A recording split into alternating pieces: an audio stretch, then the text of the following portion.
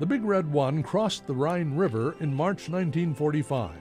Driving deep into Germany, it helped crush German forces trapped in the Ruhr Pocket in April.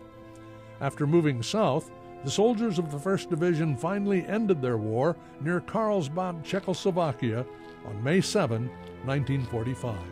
In nearly 3 years overseas, 43,734 soldiers of the Big Red One endured 443 days of combat. They achieved a battlefield record second to none in the United States Army.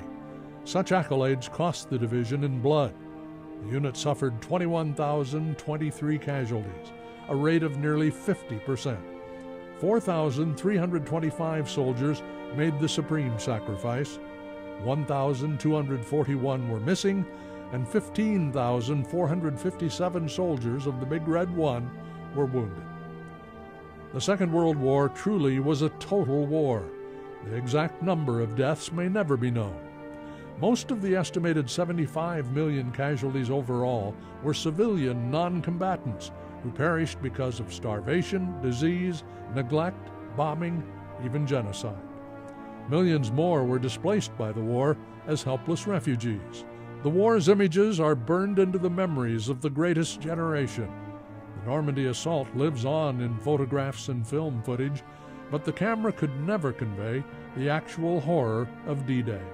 The emaciated bodies of the Holocaust victims are preserved in newsreels and photographs, but these cannot replicate the sickening scenes discovered by Allied soldiers in 1945. Eventually, soldiers from the Big Red One guarded Nazi war criminals during the Nuremberg trials. It was fitting that the men from the division, so often in the vanguard of the Allied effort, would bear witness to the ultimate justice. This was not a war to end all wars, and continued vigilance would be essential over the coming decades. But defeat in the Second World War was not an option with all our freedoms at stake, and the Big Red One led the way to victory. Their service should remind subsequent generations what ordinary citizens can achieve when their country calls.